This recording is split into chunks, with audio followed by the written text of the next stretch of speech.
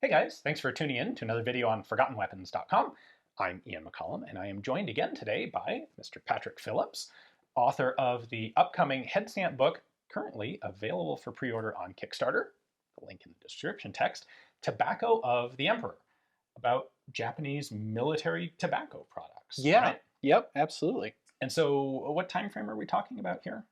So early 1900s to about the end of the Second World War. Okay. And it's a subject that, I didn't think it was going to be all that interesting at first, and then I read through your manuscript and went, "Wow, Yeah, there's a lot going on here." yep. And one of the subjects that comes up that there's lots of speculation about, it's a really sexy subject, is hmm opium. Yeah, Like the Japanese were making opium cigarettes, yep. right? What's the deal? Like we've got a pack of Golden Bat Yep, cigarettes. we do. This is the real deal. Like DEA is going to bust in the door any moment now, right? I hope not. Okay, tell me, what's the deal with Japanese opium cigarettes? So commonly people have asked me that, did they put opium in cigarettes? Generally, the short answer is no. Usually the tobacco found throughout the Pacific theater by US and Allied forces would not have had opium in it. However, Okay, there good. was a ploy by the Japanese during the Second World War to distribute opium-laced cigarettes to the Chinese. Really? Yes, they had an entire network involving Good Japanese Lord. corporations, the Japanese government, and the Japanese military to import opium, lace cigarettes with it, sell it to the unsuspecting Chinese. So essentially, they could pacify them and make them unwilling to fight. And it would also bring in hundreds of millions of dollars to the Japanese war machine. I've got to say, this sounds like the Japanese Empire looking at the West and going like, "We see what you British did. Yep. I bet we can do that and do it even better." That's essentially what they did. Wow. Absolutely. When they moved into Manchuria and the other parts of China, they absolutely took every advantage that they could. So how widespread did that end up being?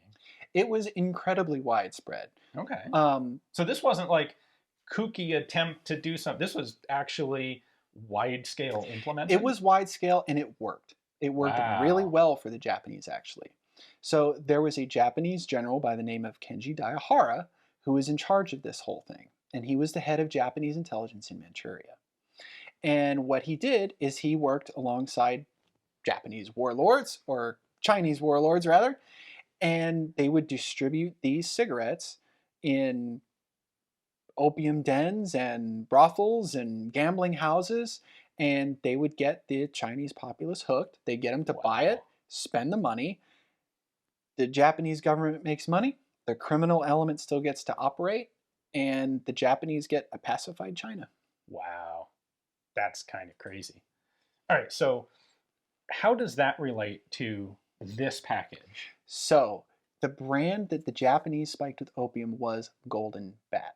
Okay. Golden Bat was one of the oldest and most popular brands of cigarettes that Japan had to offer at that time.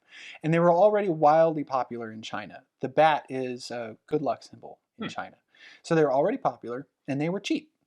Okay. And it was a perfect vehicle for this plot to put opium in cigarettes. And it worked very Wow. well. And so they weren't telling anyone. This No, is they told absolutely no one. wow. Okay, so this package you have, I Mhm. think this is actually an empty box, isn't it? It is, it's empty. Oh, okay. Were they still like? Is there a period where they were all opium laced, or was it always sort of mixed? Did they keep selling this brand elsewhere as just tobacco cigarettes? No, so normally the Golden Bat brand was just plain tobacco. And that's how they were sold in Japan. Okay. That's how Japanese citizens got them and Japanese soldiers got them. They were just regular cigarettes. They had a special batch, essentially a special production line for opium only, and it was only for export to China. You know what this makes me think of? Huh. The spiked ammunition that U.S. forces hid in Vietnam. Yeah. Like, yeah, you get the spicy one and it Yep. blows up your rifle. Yep. You get the spicy cigarette and wake up and discover now you're addicted to opium. Yep. And Yep. wow. The laced ones were specifically for export to China, and it was very The Japanese very strictly controlled drug use within their ranks. Well, that makes sense. The Yes, worst thing you could do is accidentally send a crate of those to your elite troops. Like, exactly. oops, we may have messed up here. Now, they permitted other vices, but drug use was not one of them. They had Okay. seen what the opium wars and the opium epidemics had done to China over the past 100 years. They wanted no part of it, but they wanted to profit from it. That is cold but effective. Yep, it was very effective. Wow, that's fascinating. Hmm. Well, if you guys want to find out all sorts of cool stuff like this about the remarkably interesting history of Japanese 20th century through the end of the war tobacco, definitely check out the link in the description below. That'll take you to the Kickstarter campaign for Clockwork Basilisk, a book about the story of early Collier revolvers. And we have added Patrick's book, Tobacco of the Emperor, to that Kickstarter.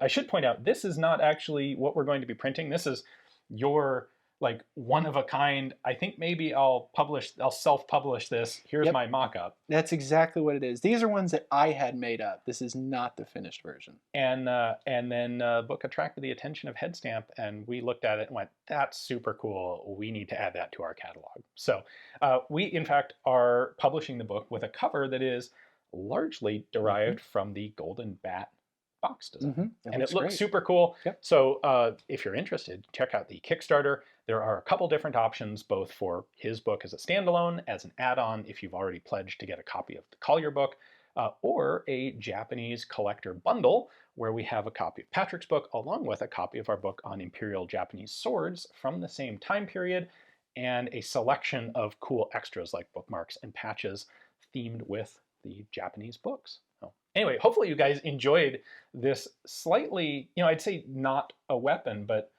this is definitely, that's weaponized. It was certainly weaponized. For sure. So hopefully you guys enjoyed this weaponized tobacco episode. Thanks for watching. Thanks for joining me. Thank you for having me.